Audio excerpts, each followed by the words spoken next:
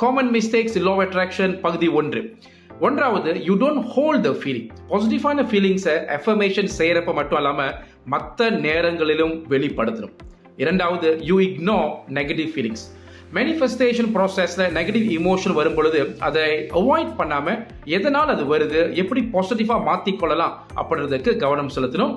Remember, feelings are the feedback mechanism of the universe. அது பிரபஞ்சத்திடமிருந்து உங்களுக்கு கிடைக்கிற ஒரு சிக்னல். மூன்றாவது, you have unresolved beliefs of அன்வர்தினஸ்.